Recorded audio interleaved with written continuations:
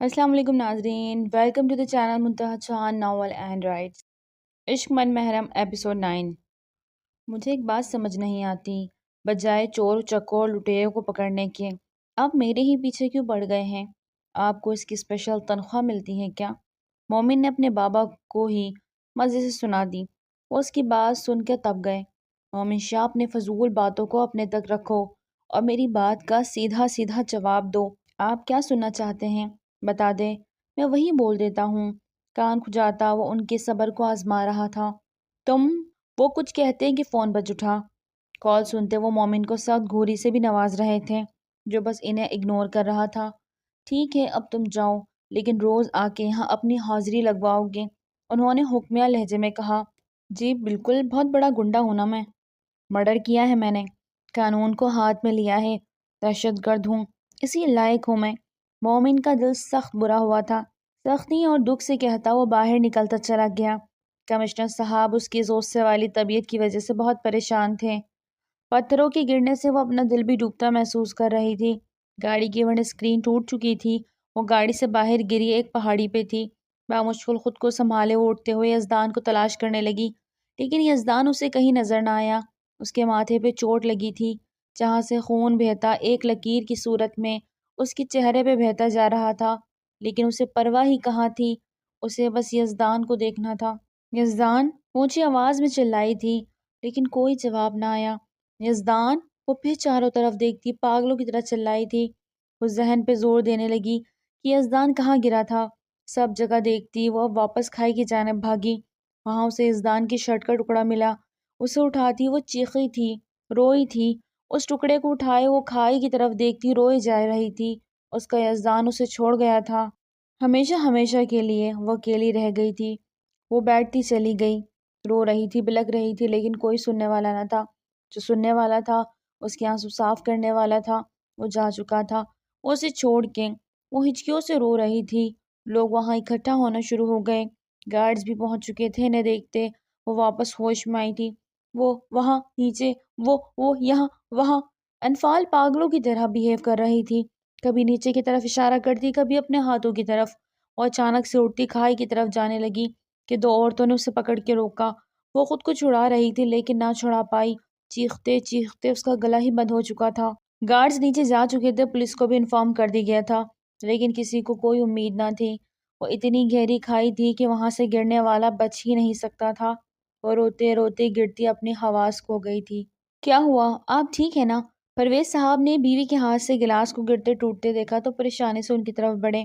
پتہ نہیں، ایک دم سے دل گھبرانے لگا، جیسے کچھ برا ہونے والا ہو۔ وہ دل پہ ہاتھ رکھے گھبرائے ہوئے بولی، آپ ٹینشن مت لے، کچھ نہیں ہوگا، آپ یہ پانی پئیں۔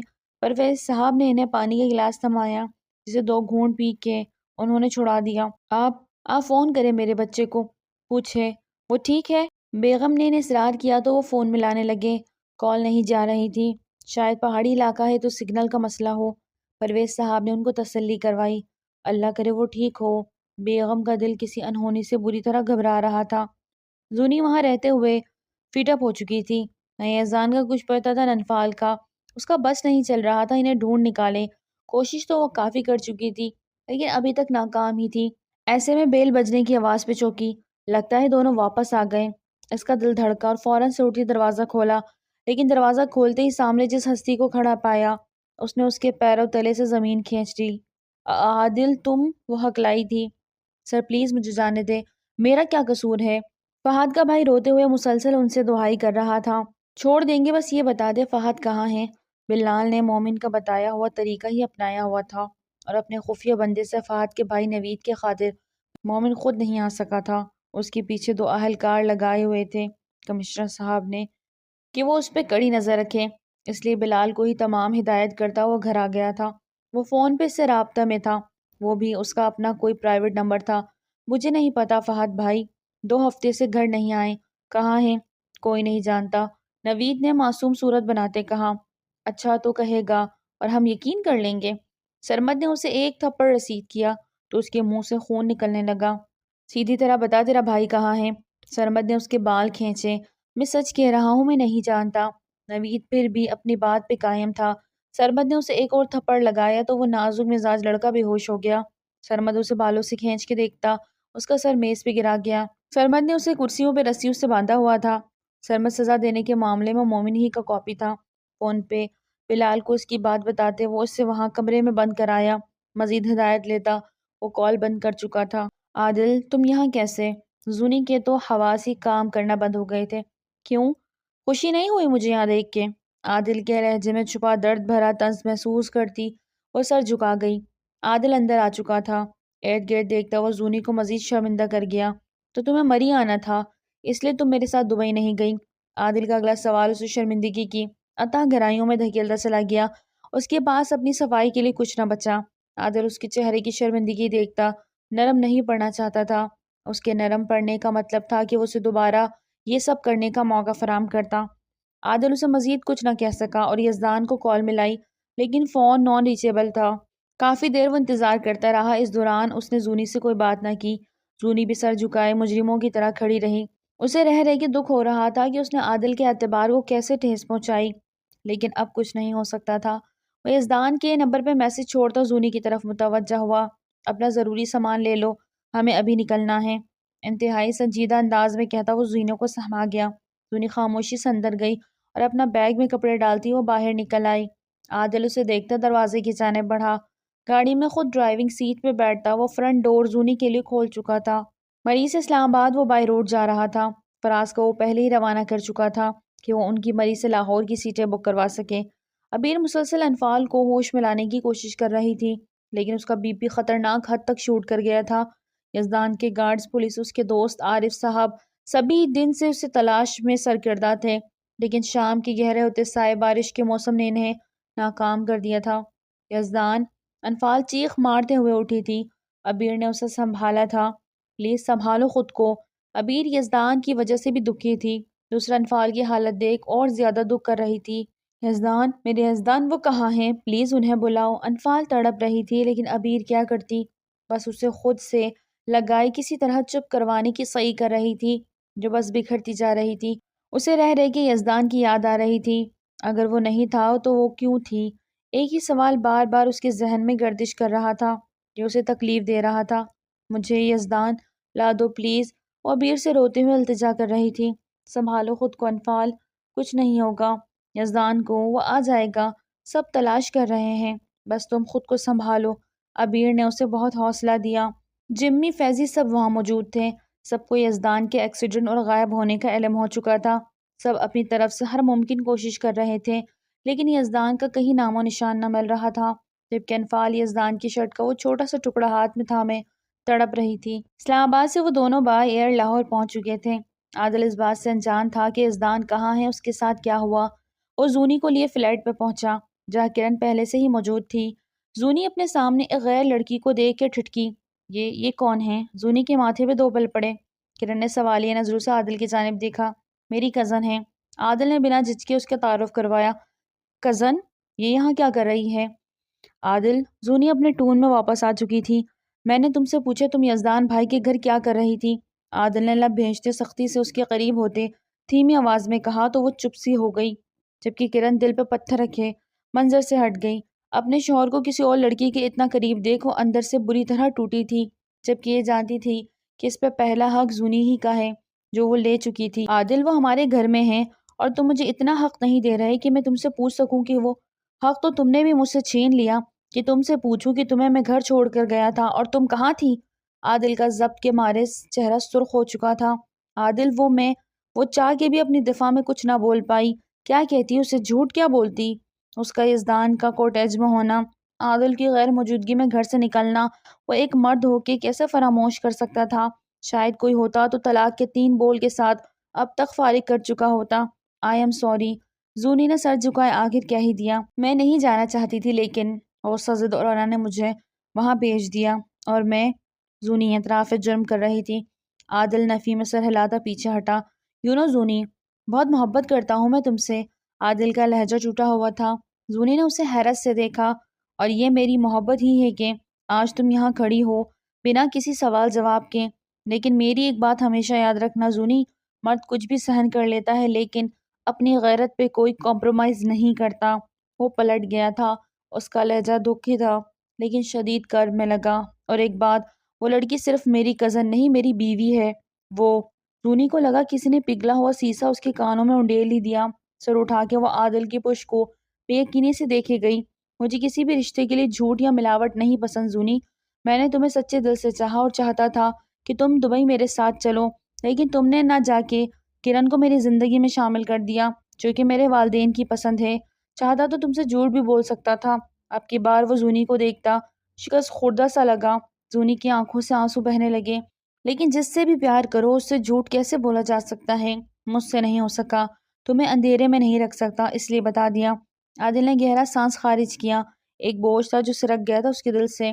وہ نہیں جانتا تھا اس کا انجام کیا ہوگا، لیکن اپنے ضمیر کے آگے شرمندہ نہیں ہو سکتا تھا، اس لیے پاکستان آنے سے پہلے ہی وہ سوچ چکا تھا کہ وہ زونی کو کرن کی ساری سچائی بتا دے گا۔ فہد کو جیسے ہی نوید کی گمشدگی کا پتہ چلا، وہ بے اختیار گھر کی جانب آیا اور وہیں مومن شاہ نے اسے دھر لیا۔ نوید کی سلامتی کی خاطر اس نے سارا سچ مومن شاہ کو بتا دیا۔ وہ دہشت گردوں کے ساتھ کچھ رقم کی عوض ہاتھ ملا چکا تھا اور تمام خفیہ آپریشنز کی خبریں وہی ان تک پہنچاتا تھا۔ کمشنر صاحب کے سامنے بھی اس نے اقبال جرم کر لیا تھا۔ فہد کو پولیس کسٹڈی میں لے کے مومن شاہ کو دوبارہ اس کی پوسٹ پہ بحال کر دیا گیا تھا۔ بلال نے نوید کو چھوڑ دیا، وہ بھی مومن شاہ کی واپس اپنی پوزیشن پہ آنے پہ خوش تھا۔ نوفل نے بھی ان سب میں مومن کا بھرپور ساتھ دیا۔ ان تینوں نے مل کر ملک شیرازی کا پتہ لگا لیا تھا اور اب مزید اس پہ کارروائی کی جانی تھی۔ تھینکس بڈی۔ مومن نے اپنے پولیس یونیفارم میں اپنے چیئر سے اٹھتا ہوا بلال سے ہائی فائی کیا، ساتھ نوفل سے بھی ہاتھ ملایا۔ اس میں تھینکس کہاں سے آ گیا سر؟ ہم ہمیشہ آپ کے ساتھ رہیں گے ہر قدم پہ، نوفل نے دل سے کہا۔ تو مومن شاہ مسکرا دیا۔ کرن اکیلے ہی کمرے میں بیٹھی تھی کہ آہٹ کی آواز پہ چونکی۔ زونی کو اپنے طرف بڑھتا پایا تو اٹھ کھڑی ہوئی۔ اس کی آنکھوں کی سرخی اور اس کے رونے کا پتہ دے رہی تھی۔ کرن، یہی نام ہے نا تمہارا؟ کرن کا مطلب روشنی ہوتا ہے نا؟ خالی پن سے اسے دیکھا۔ کرن کو اس کی بات کی سمجھ نہ لگی۔ زونی نے زبردستی مسکراتے گہرا سانس خارج کیا۔ تم واقعی روشنی ہو اور میں ایک اندھیرا۔ زونی نے اپنے آنسو چپکے سے صاف کیے۔ کرن کو اس کی بات سے تکلیف ہوئی۔ جانتی ہو میں نے ہمیشہ فرسٹ چیز پسند کی ہے جو صرف میری ہو، کسی اور کی نہیں۔ یہی وجہ ہے جب میری محبت کسی اور کے ساتھ بٹی تو میں نے اسے چھوڑ دیا، کیونکہ مجھے بٹی ہوئی چیز نہیں پسند، تو بٹا ہوا انسان کیسے قبول کرتی؟ زونی کے لہجے میں شدت پسندی کو وہ واضح طور پر محسوس کر سکتی تھی۔ لیکن نصیب دیکھو میرا، جسے قبول کیا وہ بھی بٹ گیا۔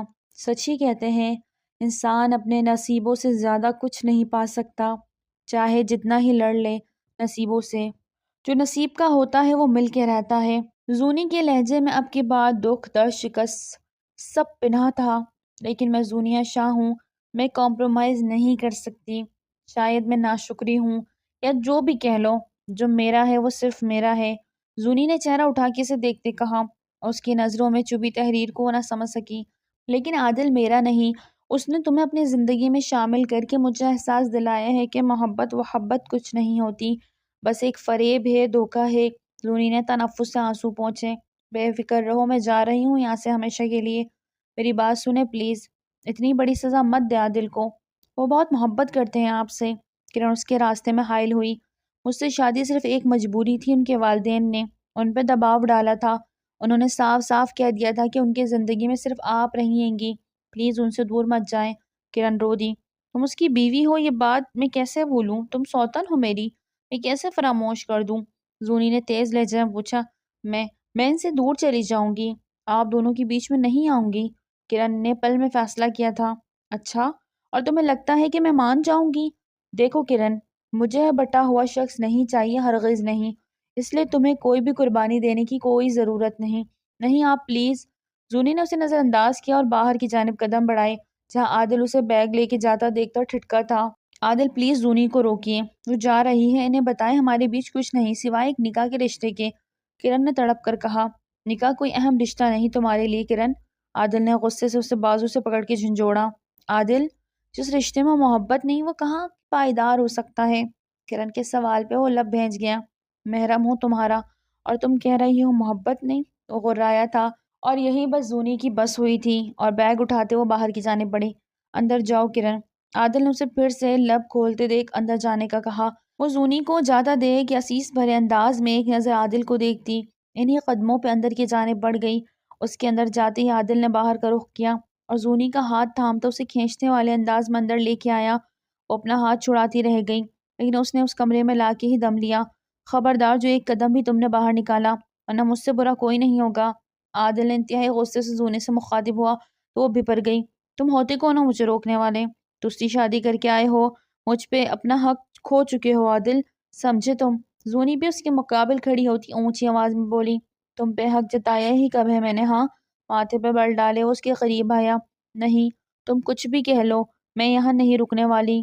تم سوچ بھی کیسے سکتے ہو ایک ہی گھر میں دو بیویوں کو ساتھ رکھنے کا؟ زونی نے اپنا سر پکڑا۔ نہیں رکھوں گا ایک ساتھ، لیکن تم فی الحال یہیں رہو، کہیں نہیں جاؤ گی۔ عادل نے حتی الامکان لہجہ دھیما رکھا۔ عادل تم سمجھ کیوں نہیں رہے؟ میں نہیں سہن کر پا رہی، میں نے بھی تو سہن کیا ہے، تم بھی کرو۔ تمہیں اپنے نکاح میں لیے اپنا محرم بنایا ہے اور تم میری اجازت کے بنا گھر سے چلی گئی اور واپس آ کے میں نے تمہیں ایک نامحرم کے گھر پہ پایا۔ کیا کہوں میں اسے؟ کیا یہ میری برداشت نہیں؟ عادل پھٹ پڑا۔ زونی ایک پل کو سہم گئی۔ میں معافی مانگ چکی ہوں، لیکن اس کا مطلب یہ تو نہیں کہ اس بات کو اوپر رکھ کے تم خود کو ڈیفینڈ کرو۔ تم نے تو کہا تھا کہ تم مجھ سے محبت کرتے ہو، پھر یہ کیسی محبت ہے جو تم کسی اور کے ہو گئے؟ زونی نے دکھ سے کہا، جب آپ کے اپنے جذبوں میں کھوٹ ہو تو آپ سامنے والے کو الزام نہیں دے سکتے۔ عادل نے اسے آئینہ دکھایا تو وہ چپ ہی رہ گئی۔ خالی نظروں سے وہ اسے دیکھتی سر جھکا گئی۔ کیا واقعی اس کے جذبوں میں کھوٹ تھا؟ زونی، فی الحال میرے لیے مشکلات پیدا مت کرو، میں پہلے ہی بہت پریشان ہوں، مجھے تھوڑا سکون کر لینے دو پلیز، اٹس اے ریکویسٹ۔ عادل بے بسی سے بولا تھا اور دوبارہ سے یزدان کے نمبر پہ کال ملائی تھی جو اب بھی بند تھا۔ اس کے پاس اور کسی کا نمبر بھی تو نہ تھا کہ وہ فون کر کے یزدان کا پوچھ سکتا۔ اسے یزدان کی فکر ہو رہی تھی۔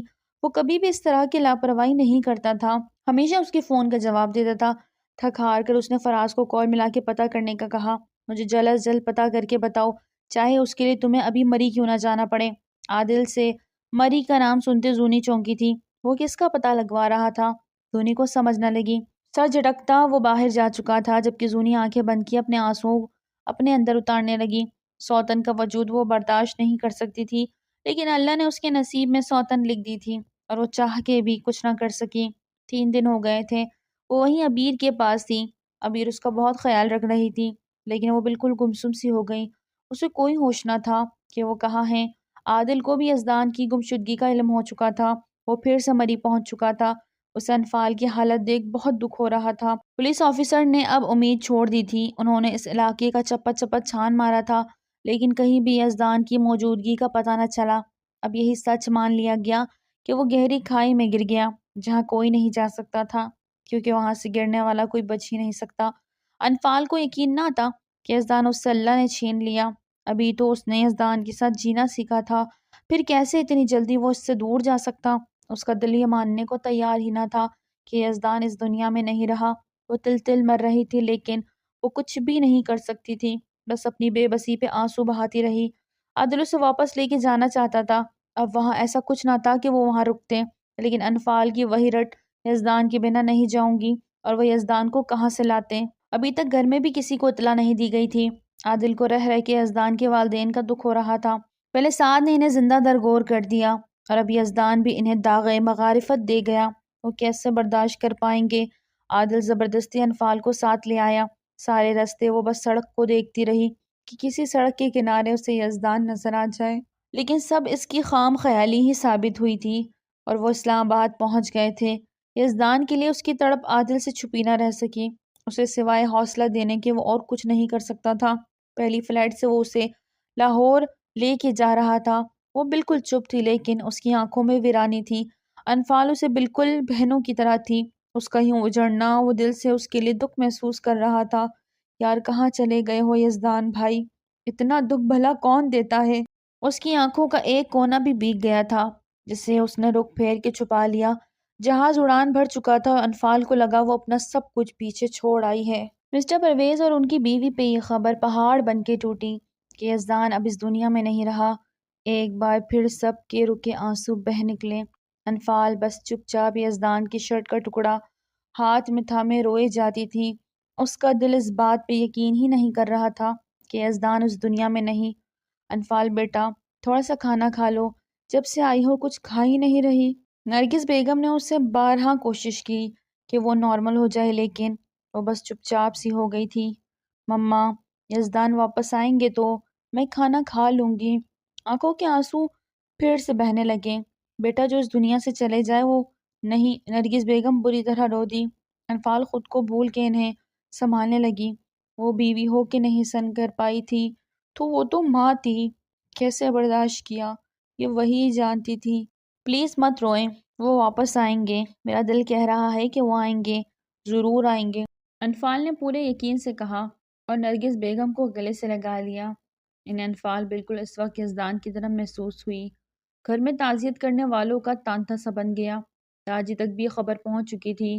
انہیں بھی شدید دکھ نے آ گھیرا۔ بھلے وہ اس سے سخت ناراض تھے، لیکن وہ ان کا چہیتا پوتا تھا، ان کی جان بستی تھی اس میں، اور اس بار وہ نہ رہ سکے اور فوراً پرویز صاحب کے پاس پہنچے۔ باپ کو دیکھ کے وہ بھی اپنا صبر کھو گئے اور پھوٹ پھوٹ کے روتے ان کے گلے سے لگے۔ داجی، وہ چھوڑ گیا مجھے، بے وفا نکلا آپ کا پوتا۔ وہ روتے ہوئے بیٹھتے چلے گئے۔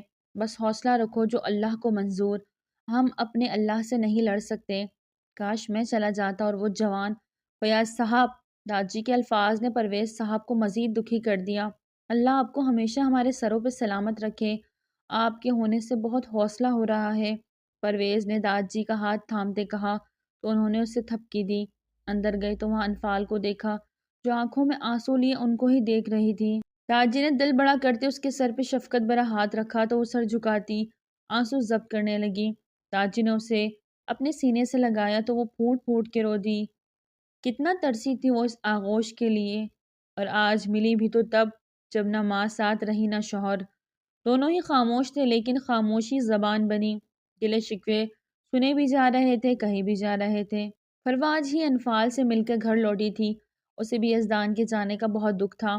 عادل ہر پل ان کے ساتھ تھا، لیکن اس نے زونی کو اطلاع نہیں دی ابھی تک، اور نہ ہی اسے منظر عام پہ لایا تھا۔ سب کو یہی کہا کہ وہ ابھی دبئی میں ہے، کچھ دن بعد آئے گی۔ وہ نہیں چاہتا تھا کہ زونی کا سب سے ابھی سامنا ہو، جبکہ وہ بھی مری میں ان کے ساتھ تھی۔ ابھی تک یزدان کی موت ایک سانیہ تھی جو معمہ ہی بنی ہوئی تھی۔ ابھی تک کسی کی سمجھ میں نہیں آ رہا تھا کہ اچانک سے سب کیسے ہوا اور کس نے کروایا، کیونکہ یہ تو کنفرم تھا کہ یہ حادثہ نہیں تھا۔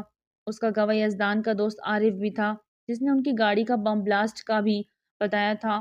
مطلب کوئی تھا جو انہیں مارنا چاہتا تھا، لیکن شاید صرف یزدان کو، کیونکہ انفال کو کوئی نقصان نہیں ہوا تھا۔ اس کا صرف اتنا نقصان ہوا کہ اس کے سر کا تاج کو چھین لیا گیا اور اس کا ازالہ کسی صورت ممکن نہ تھا۔ فروا کے نمبر پہ آتی کال سے وہ چونکی۔ سحر کی کال دیکھ وہ کال پک کرتی اٹھ گئی تھی۔ اس وقت کیا ہوا، کیسے؟ یار گھر میں تھوڑی ٹینشن ہے، سحر اسے اپنی طرف آنے کا کہہ رہی تھی۔ اسے بازار سے کچھ ضروری سامان لینا تھا اور وہ فروا کے بنا نہیں جانا چاہتی تھی۔ اچھا ٹھیک ہے، تم تیار ہو، میں بس 15 منٹ میں پہنچ رہی ہوں۔ فروا سحر کو اوکے کرتی، داجی سے اجازت لیتی، گارڈ کے ساتھ گاڑی لیے سحر کی جانب چل دی۔ باہر سے ہی گاڑی کو ہارن دیتی 2 منٹ ہوئے تھے کہ سحر باہر آ گئی۔ کیا یار، اندر آ جاتی، سحر نے گاڑی میں بیٹھتے اجلس سے کہا۔ میں بس تھوڑی دیر کے لیے ہی آ سکی ہوں، یار بتاؤ کہاں جانا ہے؟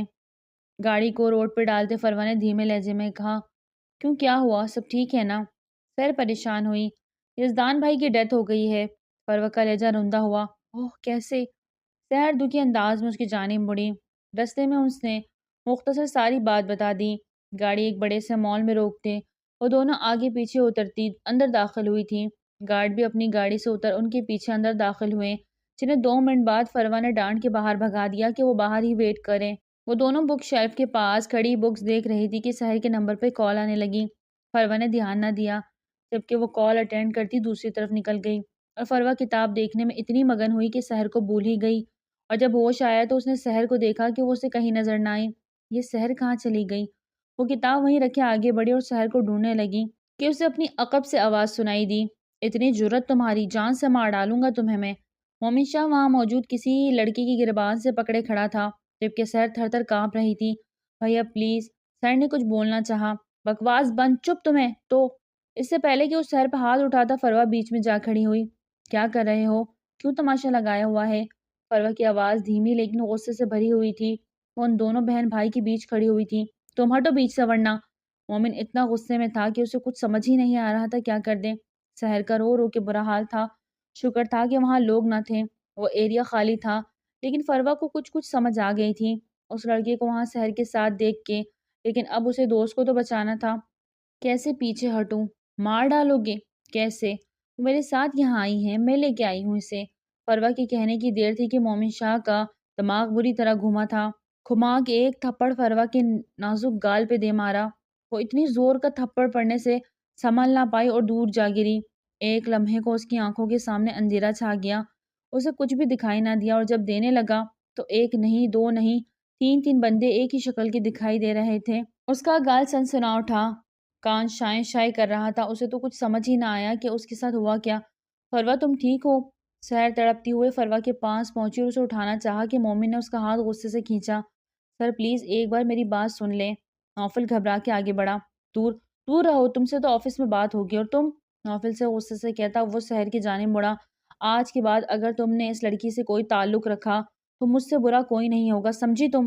اس جیسا بننا ہے تم نے، خود تو یہ باغی ہے، تمہیں بھی اپنے جیسا بنا دے گی۔ مومن شاہ غصے سے پھنکارا۔ نہیں بھائی پلیز ایک بار سن لیں۔ سحر کی تڑپ کے رونے پہ مومن کو ترس نہ آیا، جبکہ نیچے بیٹھی فروا کا دماغ تو سن تھا، لیکن ہمت نہ ہوئی کہ اس کو کوئی جواب دے سکتی۔ ایک قہر کی نظر فروا اور نوفل پر ڈالتا وہ سحر کا ہاتھ تھامے وہاں سے لے گیا۔ آپ ٹھیک ہیں؟ نوفل نے آگے ہو کے فکر مندی سے پوچھا۔ فروا بس اتنا ہی کہہ سکی۔ اس کا گال بری طرح جھنجھنا اٹھا تھا اور اٹھی تھی۔ آئی ایم سوری، میری وجہ سے آپ کو۔ وہ شرمندہ تھا۔ سحر کو جانتے ہو؟ اپنے گال کو نرمی سے سہلاتے ہوئے نوفل سے سنجیدگی سے پوچھا۔ جی۔ اس کے یہاں پہ فروا کو بھی سخت غصہ نے آ گھیرا۔ مطلب؟ فروا نے اس سے بھی اتنی بڑی بات چھپائی؟ مطلب وہ مومن صحیح غصہ کر رہا تھا۔ فروا کے ماتھے پہ بل پڑے تھے۔ پلیز، ایک تو سر نے کوئی بات نہیں سنی، اوپر سے آپ بھی شک کر رہی ہیں۔ ایسی بات نہیں جیسا آپ سوچ رہی ہیں۔ نوفل جزبزز ہوا، پھر منہ بگاڑتے پوچھا۔ مجھے سحر پسند ہے، اچھی لگتی ہے۔ وہ ان سے رائے لینا چاہتا تھا، لیگلی طریقے سے ان کے گھر رشتہ بھیج کے انہیں اپنی زندگی میں شامل کرنا چاہتا ہوں۔ نوفل کی تفصیلی بات پہ فروا نے گہرا سانس لے کے فلور کی ریلنگ سے نیچے دیکھا۔ کتنی بار مل چکے ہو اس سے؟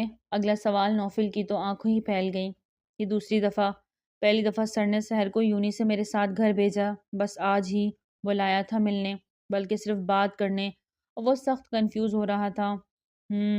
سچ میں پسند کرتے ہو سحر کو اور اس سے شادی کرنا چاہتے ہو؟ اس کے چہرے پہ سچ اور جھوٹ کا ٹٹولا چاہا۔ بالکل، نوفل نے دل سے کہا۔ ٹھیک ہے، کل شام 5 بجے اپنے والدین کے ساتھ سحر کے گھر پہنچ جانا، رشتہ ہو جائے گا۔ فروا نے مسکرا کے اسے یقین دلایا۔ آپ سچ کہہ رہی ہیں؟ نوفل کی خوشی کی انتہا نہ رہی، اسے فروا کی بات پہ یقین نہ آیا۔ بالکل، فروا بادشاہ جب کچھ کہہ دیتی ہے تو وہ کر کے دکھاتی ہے۔ تم آ جانا، باقی سب دیکھ لوں گی میں، فروا نے اسے فخر سے کہا۔ سر مومن وہ؟ نوفل کو ایک مومن کی پریشانی ہوئی۔ اسے بھی دیکھ لوں گی، ڈونٹ وری۔ اپنا گال سہلاتے آنکھیں چھوٹی کرتے وہ کچھ سوچتے بولی تھی۔ Please I am so sorry, میری وجہ سے آپ کو سر نے۔ نوفل پھر سے شرمندہ ہونے لگا۔ تم کیوں سوری بول رہے ہو؟ تم جاؤ اور کل سحر کے گھر آنے کی تیاری کرو۔ اوکے بائے، کل ملاقات ہوگی۔ فروا اسے بائے کہتی وہاں سے نکل گئی، جبکہ نوفل کل کی پلاننگ کرنے لگا۔ اسے پہلی نظر میں سحر اچھی لگی تھی اور اسی وقت اس کے دل نے اس کے لیے اوکے کا سگنل دیا۔ اس سے فون کا نمبر ایکسچینج ہوا تھا۔ سحر سے بہانے سے وہ نمبر لے چکا تھا، اس سے 1 یا 2 بار فون پہ بات کی۔ وہ مومن کی وجہ سے اس پر بھروسہ کر رہی تھی اور اسے بھی نوفل اچھا لگا تھا۔ آج اس نے ضروری بات کرنے کے لیے اسے بلایا تھا کہ وہ اس کے گھر رشتہ بھیجنا چاہتا ہے، لیکن اس سے پہلے ہی اس کی رضامندی جاننا چاہتا تھا۔ اس سے پہلے کہ کوئی بات ہو پاتی، مومن نے وہاں کے سب بگاڑ دیا۔ مومن اتنے غصے میں گاڑی ڈرائیو کرتا گھر پہنچا، کوئی جگہ ایکسیڈنٹ ہوتے ہوتے بچا۔ سحر بس چپ ڈری سہمی رہی، سارے راستے کچھ نہ بولی۔ گھر کے اندر وہ اسے بازو سے پکڑ کے کھینچتا لایا۔ کیا ہوا مومن؟ پروین بیگم نے اسے غصے سے سحر کے اندر لاتے دیکھا تو پریشانی سے باہر آئی۔ سنبھال کے رکھیں اسے، ورنہ مر جائے گی یہ میرے ہاتھ سے۔ مومن غصے سے پھنکارا تھا۔ پروین بیگم نے روتی ہوئی سحر کو گلے سے لگایا۔ ہوا کیا ہے؟ کچھ تو پتہ چلے انہیں۔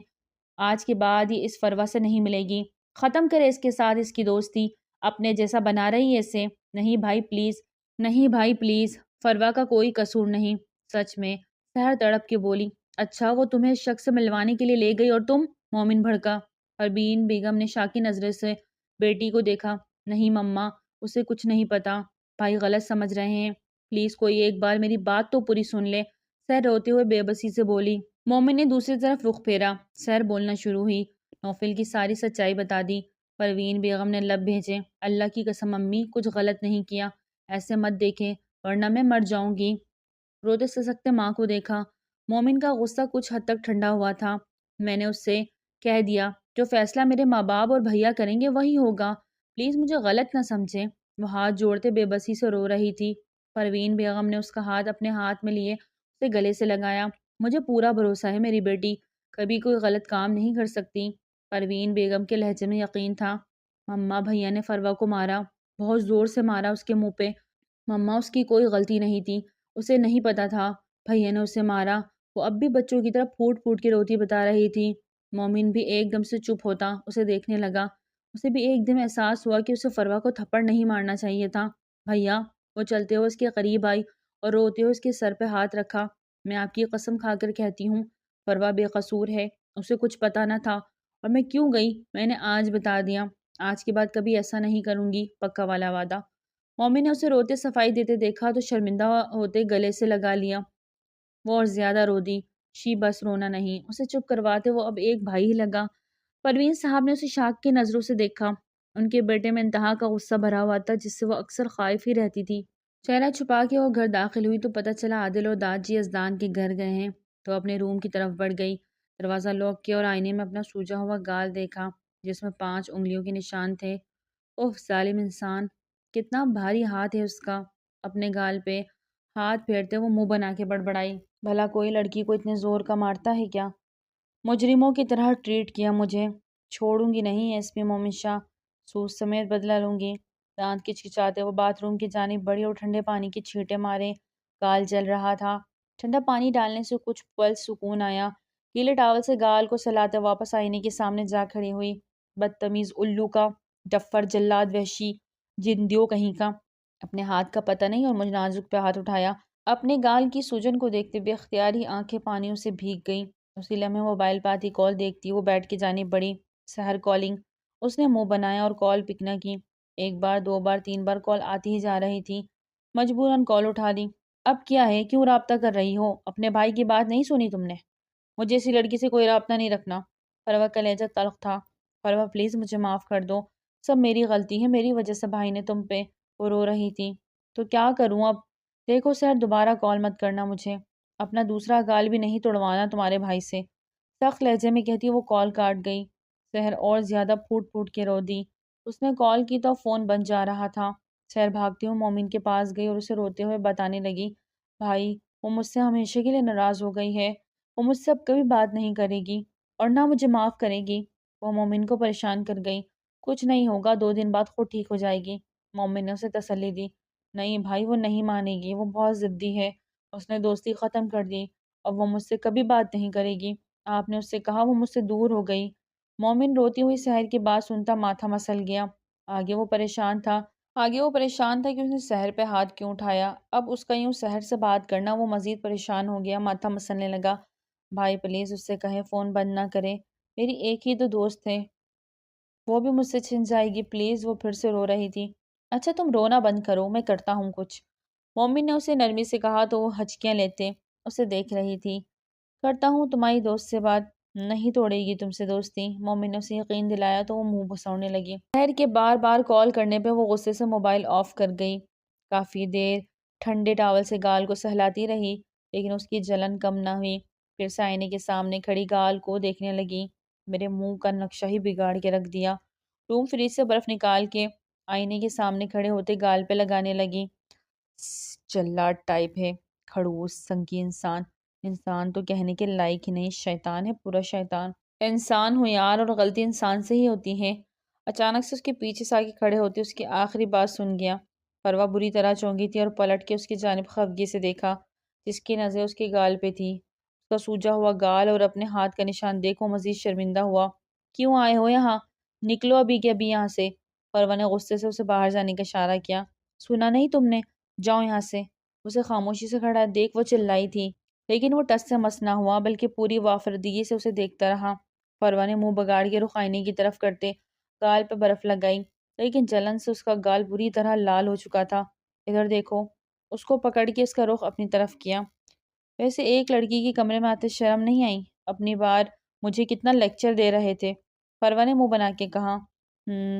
لیکن میں نے تم سے ہی سیکھا ہے۔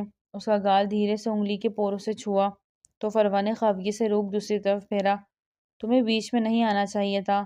اس میں بھی وہ لب بھینچتے کہتا اس پہ ہی الزام لگا گیا، جس سے وہ بری طرح تپی۔ صحیح ہے، بالکل ٹھیک کہا، ساری غلطی میری ہے۔ اب کے بار وہ وہاں سے ہٹنے لگی کہ مومن نے اس کی کلائی پکڑ کے روکا۔ نہیں، میری ہے، میں مانتا ہوں مجھے ہاتھ نہیں اٹھانا چاہیے تھا، غلط کیا میں نے، آئی ایم سوری۔ بالآخر مومن شاہ زندگی کا مشکل ترین کام کر ہی گیا۔ اوہ ریئلی، آپ سوری بول رہے ہیں؟ ایس پی مومن شاہ فروا عباس شاہ کو سوری بول رہے ہیں؟ فروا نے سینے پہ ہاتھ باندھے طنزی انداز میں کہتے سر جھٹکا۔ ہاں کہہ رہا ہوں، میں نے تم پہ ہاتھ اٹھایا، مجھے کوئی حق نہیں تھا۔ اچھا اگر حق ہوتا تو اٹھاتے؟ فروا نے اس کے چہرے کو باغور دیکھا۔ پل بھر کو دونوں کی نظریں ملی تھی۔ مومن شاہ کے ایک ہارٹ بیٹ مس ہوئی۔ وہ بالکل بھی روئی نہیں تھی، نہ ہی کوئی معصوم شکل بنا کے مومن کی ہمدردی بٹوری تھی۔ وہ ہمیشہ مومن کو مضبوط ہی دکھی تھی، کبھی نہیں۔ اس کی آنکھوں میں جھانکتے بے اختیاری ہی زبان پسلی۔ مومن نے سر جھٹک کے ادھر ادھر دیکھا، جسے اپنی ہی کہی بات پہ وہ اسے ٹالنے لگا۔ فروا کے چہرے پہ ایک پیاری سی مسکان سجی تھی، لیکن وہ رخ پھیر کے چھپا گئی۔ اچھا اگر تم معافی مانگ رہے ہو تو ایک شرط پر معاف کروں گی۔ فروا فوراً اپنے مدعے پہ آئی۔ کیا؟ مومن نے بھوے اچکاتے اس کا برجستہ پوچھا۔ تمہیں اگر معافی چاہیے تو پہلے میری ایک بات ماننی ہوگی۔ فروا کے چہرے پہ ایک چمک ابھری تھی۔ کون سی بات؟ مومن کے کان کھڑے ہوئے۔ تم سحر اور نوفل کا رشتہ پکا کر دو۔ فروا کی بات پہ ایک لمحے کو اس کے چہرے کے زاویے بگڑے، جو فروا نے بہت سہولت سے دیکھے۔ دیکھو ایس پی، بھڑکنے کی ضرورت نہیں، میری پہلے پوری بات سن لو۔ فروا نے اسے ماتھے پہ بل ڈالتے دیکھا تو جھٹ سے بولی۔ فروا نے اسے مختصر دونوں کے بیچ کی بات بتائی۔ پلیز مومن، نوفل سچ میں سحر کو پسند کرتا ہے اور اپنے والدین کو بھیجنا چاہتا ہے، بس تم سے ڈرتا ہے۔ اب تم اوکے کرو تو وہ کل ہی رشتہ لے آئے۔ فروا نے اسے پلاننگ بتائی۔ کتنا جانتی ہو نوفل کو؟ کتنا جانتی ہو نوفل کو؟ بہت ہی سنجیدہ انداز میں اس کے چہرے کو جانچتے ہوئے پوچھا۔ بالکل بھی نہیں، لیکن مجھے اس کی آنکھوں میں سحر کے لیے سچے جذبات نظر آئے۔ اتنی پرکھ ہے مجھ میں، فروا نے فخر سے کہا۔ مومن نے نفی میں سر ہلایا، جیسے یہ نہیں سدھرے گی۔ اب دیکھو تم نے ماننی ہے میری بات، فروا نے زور دے کے کہا، اور اگر نہ مانوں تو؟ مومن نے دانت کچکچاتے ہوئے کہا، پھر میں معاف نہیں کروں گی۔ فروا نے بھی اس کے انداز میں جواب دیا۔ مومن نے گہرا سانس خارج کیا اور واپسی کے لیے مڑ گیا کہ فروا نے اس کا بازو تھاما۔ وہ رکا، اپنے بازو پہ دھرا اس کا ہاتھ دیکھا۔ جواب دیے بنا نہیں جا سکتے۔ فروا نے بہت مان سے روکا تھا۔ ٹھیک ہے، سوچتا ہوں اس بارے میں، مومن نے دھیرے سے کہا۔ سچ میں؟ فروا کو انتہا کی خوشی ہوئی۔ اس کا بس نہیں چل رہا تھا کہ وہ بھنگڑے ڈالے، مومن کو گلے سے لگا لے، لیکن بامشکل خود پہ قابو کیا۔ تھینک یو سو مچ، فروا نے دل سے کہا۔ مومن کا ہاتھ دوبارہ اس کے گال پہ جا ٹھہرا۔ اسے ابھی بھی اپنے آپ پہ غصہ آ رہا تھا۔ اس کا سجا ہوا گال مومن کو بالکل بھی نہیں اچھا لگ رہا تھا۔ ڈونٹ وری، ٹھیک ہو جائے گا کل تک۔ فروا نے مسکرا کے اس کی گرد کم کرنا چاہا۔ سرا اس بات میں ہلاتا وہ مزید نہیں رک سکا اور چلا گیا، جبکہ اس کے جانے کے بعد فروا نے خوش ہوتے بیڈ پہ جمپ لگاتے بیٹھی۔ چلو سحر کی بچی، تمہاری نैیا تو پار لگی۔ خوشی سے پھولے نہ سما رہی تھی۔ مومن اتنی جلدی مان جائے گا، اسے یقین نہیں آ رہا تھا۔ فون آن کیا، سحر کی بہت ساری مس کال تھی اور میسیجز تھے۔ وہ اسے فون کرنے لگی کہ پھر موبائل سائڈ پہ رکھا۔ کل بات کروں گی، آج تھوڑا تڑپ لو میری جان، کہتے ہوئے اٹھی اور کچن کا رخ کیا۔ اب اسے شدید بھوک کا احساس جاگا۔ نانی ویڈیو اچھی لگے تو لائک کریں، چینل کو سبسکرائب کریں، اور کیسی لگی کامنٹ میں اپنی رائے کا اظہار ضرور کریں۔